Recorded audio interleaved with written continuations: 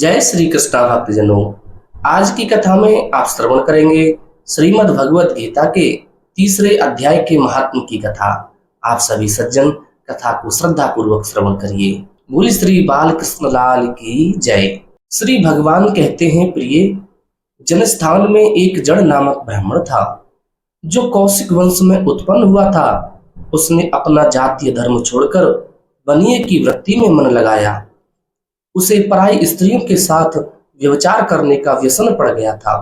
वह सदा जुआ खेलता, शराब पीता और शिकार खेलकर जीवों की हिंसा किया करता था। इसी प्रकार उसका समय बीतता था। धन नष्ट हो जाने पर वह व्यापार के लिए बहुत दूर उत्तर दिशा में चला गया। वहां से धन कमाकर घर की ओर लौटा। बहुत दूर तक का रास्ता उसने तय कर लिया था। एक दिन सूर्यास्त हो जाने पर जब दसों दिशाओं में अंधकार फैल गया, तब एक वृक्ष के नीचे उसे लुटेरों ने धर दबाया और शीघ्र ही उसके प्राण ले लिए। उसके धर्म का लोप हो गया था, इसलिए वह बड़ा भयानक प्रेत हुआ। उसका पुत्र बड़ा धर्मात्मा और वेदों का विद्वान था। उसने अब तक पिता के लौट आने की राह देखी। जब वे नहीं आए, तब उनका पता लगाने के लिए वह स्वयं भी घर छोड़कर चल दिया। वह प्रतिदिन खोज करता, मगर राहगीरों से पूछने पर भी उसे उनका कुछ समाचार नहीं मिलता था। तदंतर एक दिन एक मनुष्य से उसकी भेंट हुई जो उसके पिता का सहायक था। उससे सारा हाल जानकर उसने पिता की मृत्यु पर बहुत शोक किया। वह बड़ा विद्वान था। बहुत कुछ सोच विचार कर पिता का पारलौकिक कर्म करने की इच्छा से आवश्यक सामग्री साथ ले उसने काशी जाने का विचार किया। मार्ग में 7-8 मुकाम डालकर वह 9वें दिन उसी वृक्ष के नीचे पहुंचा जहां उसके पिता मारे गए थे। उस स्थान पर उसने संध्या उपासना की और गीता के तीसरे अध्याय का पाठ किया। इसी समय आकाश में बड़ी भयानक आवाज हुई। उसने अपने पिता को भयंकर आकार में देखा। फिर तुरंत ही अपने सामने आकाश में उसे एक सुंदर विमान दिखाई दिया जो महान तेज से व्याप्त था। उसमें अनेकों क्षुद्र घंटिकाएं लगी थीं। उसके तेज से समस्त दिशाएं आलोकित हो रही थीं। यह दृश्य देखकर उसके चित्त की व्याग्रता दूर हो गई। उसने विमान पर अपने पिता को दिव्य रूप धारण किए विराजमान देखा।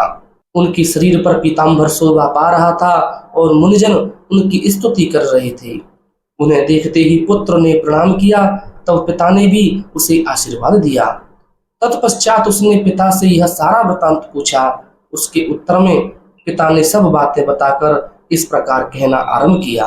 बेटा, देववश मेरे निकट गीता के तृतीय अध्याय का पाठ करके तुमने इस शरीर के द्वारा किए हुए दुस्तज्य कर्म बंधन से मुझे छुड़ा दिया।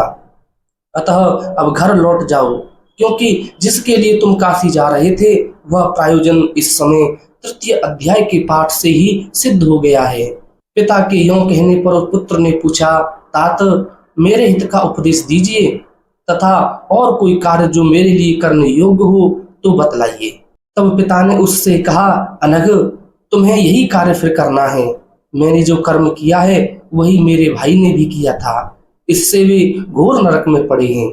उनका भी तुम्हें उद्धार करना चाहिए तथा मेरे कुल के और भी जितने लोग नरक में पड़े हैं उन सब का भी तुम्हारे द्वारा उद्धार हो जाना चाहिए। यही मेरा मनोरथ है। बेटा, जिस साधन के द्वारा तुमने मुझे संकट से छुड़ाया है उसी का अनुष्ठान औरों के लिए भी करना चाहिए। उसका अनुष्ठान करके उससे होने वाला पुण्य उन नार की जीवों को संकल्प करके दे दो।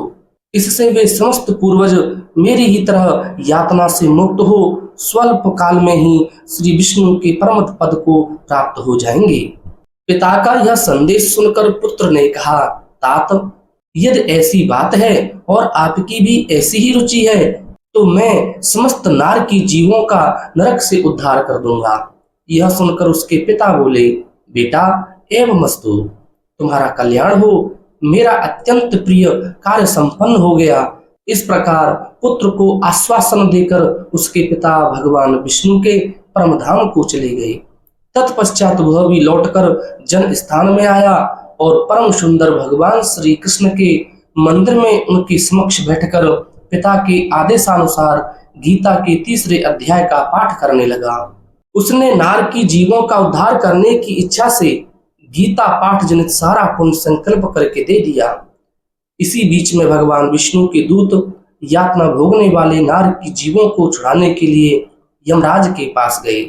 यमराज ने नाना प्रकार के सत्कारों से उनका पूजन किया और कुशल पूछी। वे बोले, धर्मराज, हम लोगों के लिए सब और आनंद ही आनंद है। इस प्रकार सत्कार करके पितृलोक के सम्राट परम बुद्धिमान यम ने विष्णु दूतों से यमलोक में आने का कारण पूछा। तब विष्णु दूतों ने कहा, यमराज, शेष सैया पर शयन करने वाले भगवान विष्णु ने हम लोगों को आपके पास कुछ संदेश देने के लिए भेजा है। भगवान हम लोगों के मुख से आपकी कुशल पूछते हैं और यह आज्ञा देते हैं कि आप नरक में पड़े हुए समस्त प्राणियों को छोड़ दें।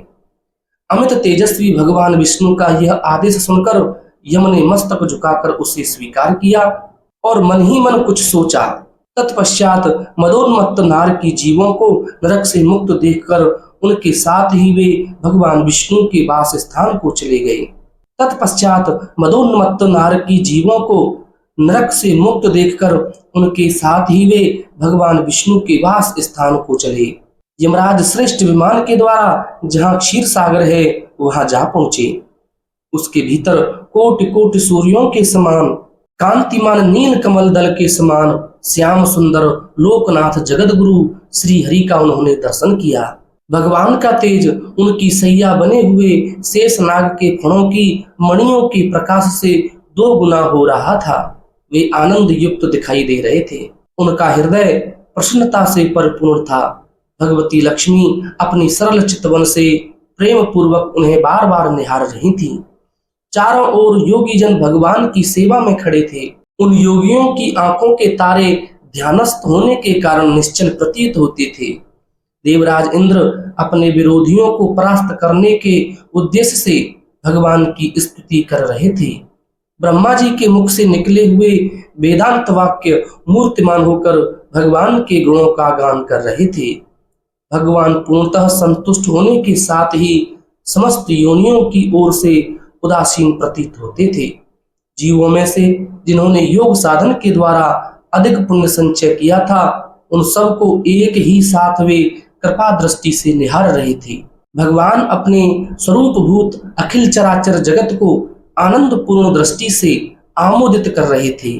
शेष नाग की प्रभा से उद्भासित एवं सर्वत्र व्यापक दिव्य विग्रह धारण किए नील कमल के सदृश श्याम वर्ण वाले श्री हरि ऐसे जान पड़ते थे मानो चांदनी से घिरा हुआ आकाश सुशोभित हो रहा हो। इस प्रकार भगवान की झांकी करके यमराज अपनी विशाल बुद्धि के द्वारा उनकी स्तुति करने लगे। यमराज बोले, संपूर्ण जगत का निर्माण करने वाले परमेश्वर, आपका अंतःकरण अत्यंत निर्मल है। आपके मुख से ही वेदों का प्रादुर्भाव हुआ है। आप ही विश्वरूप और इसके विधायक ब्रह्मा हैं। आपको नमस्कार है। अपने बल और वेग के कारण जो अत्यंत दुर्धर्ष प्रतीत होते हैं, ऐसे दानवेंद्रों का अभिमान चूर्ण करने वाले भगवान विष्णु को नमस्कार है। पालन के समय सत्वमय शरीर धारण करने वाले विश्व के आधारभूत सर्वव्यापी श्री हरि को नमस्कार है। समस्त देहधारियों को पातक राशि को दूर करने वाले परमात्मा को प्रणाम है। जिनके ललाटवर्ती नेत्र के तनिक सा खुलने पर भी आग की लपटें निकलने लगती हैं, उन रुद्र रूपधारी आप परमेश्वर को नमस्कार है। आप संपूर्ण विश्व के गुरु, आत्मा और महेश्वर हैं। अतः समस्त वैष्णव जनों को संकट से मुक्त करके उन पर अनुग्रह करते हैं। आप माया से विस्तार को प्राप्त हुए, अखिल विश्व में व्याप्त होकर भी कभी माया अभाव उससे उत्पन्न होने वाले गुणों से मोहित नहीं होते। माया तथा माया जनित गुणों के बीच में स्थित होने पर भी आप पर उनमें से किसी का प्रभाव नहीं पड़ता। आपकी महिमा का अंत नहीं है, क्योंकि आप असीम हैं। फिर आप वाणी के विषय कैसे हो सकते हैं? अतः मेरा मौन रहना ही उचित है।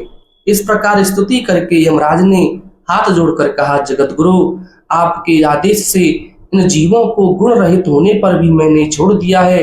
अब मेरे योग्य और जो कार्य हो उसे बताइए। उनके यों कहने पर भगवान मधुसूदन मेघ के समान गंभीर वाणी द्वारा मानो अमृत रस से सींचते हुए बोले, धर्मराज, तुम सबके प्रति समान भाव रखते हो, लोगों का पाप से उद्धार कर रहे हो, तुम पर देहधारियों का भार रखकर मैं निश्चिंत हूँ, अतः तुम अपना काम करो और अपने लोक को लौट जाओ। यूं कहकर भगवान अंतर्धान हो गए। यमराज भी अपनी पुरी को लौट आए। तब वह ब्राह्मण अपनी जाति के और समस्त नारकी जीवों का नरक से उद्धार करके स्वयं भी श्रेष्ठ विमान द्वारा श्री विष्णु धाम को चला गया। बोले श्री विष्णु भगवान की जय, श्री बालकृष्ण लाल की जय। ऐसी ही सुंदर कथाओं को श्रवण करने के लिए कृपया आप हमारे चैनल आध्यात्मिक शो को जरूर सब्सक्राइब करें।